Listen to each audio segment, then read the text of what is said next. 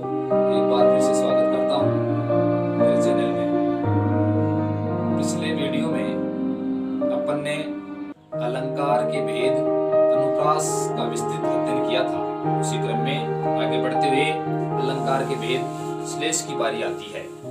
आज चर्चा करेंगे श्लेष अलंकार की। श्लेष अलंकार की परिभाषा से पहले बताना चाहूंगा श्लेष शब्द का शाब्दिक अर्थ क्या होता है। देखिए, श्लेष शब्द का शाब्दिक अर्थ होता है चिपकना। सीधी इसकी परिभाषा बन जाएगी कि जहां एक ही शब्द से प्रसंगानुसार अनेक अर्थ ग्रहण किए जाएं, वहां श्लेष अलंकार होता है। श्लेष अलंकार उदाहरण के माध्यम से आपको समझाना चाहूंगा। उदाहरण है, पानी गए ना उबरे मोती मानुष चून। ध्यान दीजिएगा, पानी गए ना उबरे मोती मानुष चून। यहाँ पानी शब्द में श्लेष अलंकार है, क्योंकि आगे के अलग अलग संदर्भों के लिए पानी शब्द के अलग अलग अर्थ ग्रहण किए जा रहे हैं, जबकि पानी शब्द एक ही है। पानी शब्द का अर्थ अपन मोती के लिए ग्रहण करेंगे तो होगा चमक। वहीं मनुष्य के लिए यदि अर्थ ग्रहण करेंगे तो होगा मनुष्य की इज्जत या उसकी प्रतिष्ठा। और चून के लिए यदि पानी शब्द का अर्थ ग्रहण करेंगे तो पानी का अर्थ जल या पानी ही रहेगा। इसलिए यहाँ श्लेष अलंकार है। बारी आती है श्लेष अलंकार के भेदों की। उससे पहले एक उदाहरण मैं आपको और देना चाहूंगा। श्लेष अलंकार के लिए ही सुवर्ण को ढूंढत फिरत कभी कामी अरु चोर। सुवर्ण को ढूंढत फिरत कभी कामी अरु चोर। ध्यान दीजिएगा, इस काव्य पंक्ति में सुवर्ण शब्द में श्लेष अलंकार है। सुवर्ण शब्द से अलग अलग संदर्भों में अलग अलग अर्थ ग्रहण किए जा रहे हैं। सुवर्ण का प्रयोग यदि अपन कवि के लिए करें तो सुंदर अक्षर होगा। सुवर्ण शब्द का प्रयोग यदि अपन कामी के लिए करें तो उसके लिए अर्थ ग्रहण करना होगा अपने को सुंदर स्त्री। और इसी सुवर्ण शब्द का प्रयोग यदि अपन चोर के लिए करें तो इस शब्द का अर्थ अपने को सोना ग्रहण करना होगा। इसलिए यहाँ श्लेष अलंकार हुआ है। बारी आती है श्लेष अलंकार के भेदों की। श्लेष अलंकार को मुख्य रूप से दो भेदों में विभक्त किया गया है। नंबर 1 अभंग श्लेष, नंबर 2 सैभंग श्लेष। ध्यान दीजिएगा, दोनों के नामों में ही इनकी परिभाषाएं समाहित है। अभंग यानी जहां नहीं करने पड़े, भंग अर्थात जहां टुकड़े नहीं करने पड़े, शब्द के टुकड़े नहीं करने पड़े अभंग, और जहां शब्द के टुकड़े करने पड़े उसे अभंग। तो दोनों भेदों को क्रमशः समझेंगे। पहला भेद मैंने आपको बताया अभंग श्लेष अलंकार।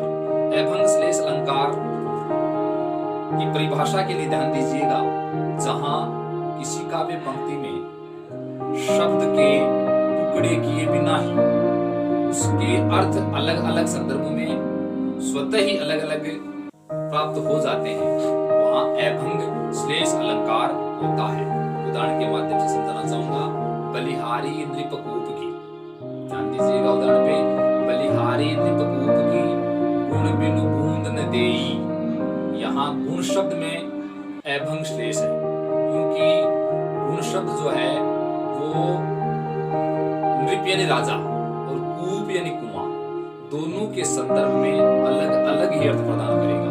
राजा के संदर्भ में गुण शब्द कूप का ही अर्थ प्रदान करने वाला है, और कूप के संदर्भ में गुण शब्द रस्सी का अर्थ प्रदान करने वाला है। इसलिए यहाँ अभंग श्लेष अलंकार है। इस उदाहरण के अलावा इसका दूसरा उदाहरण आपको स्क्रीन पे मिलेगा, उसको भी आप अपने आप में समझने का प्रयास करें।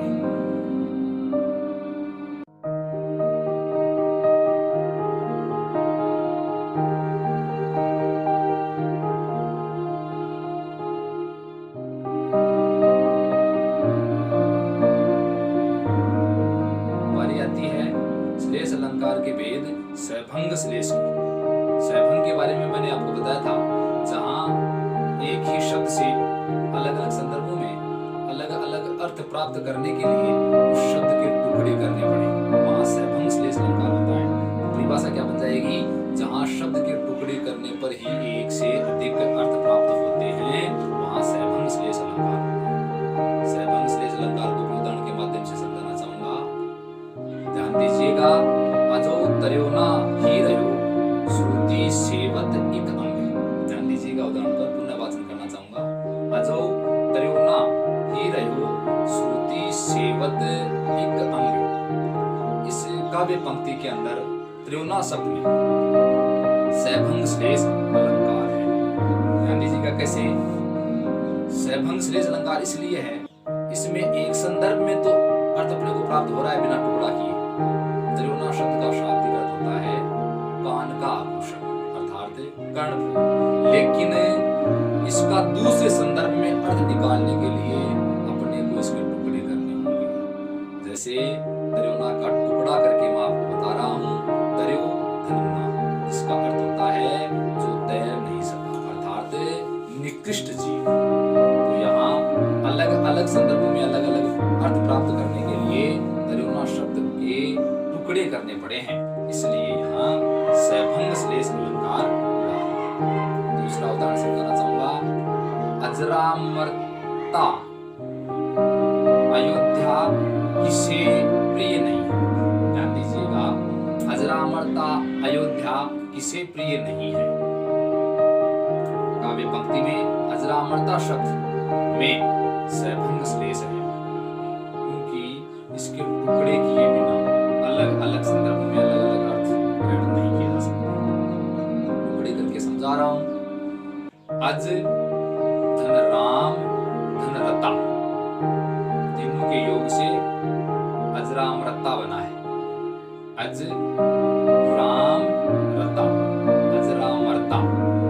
अज यानी राजा अज, राजा राम, दोनों में रता यानी लीन रहने वाली अयोध्या नगरी।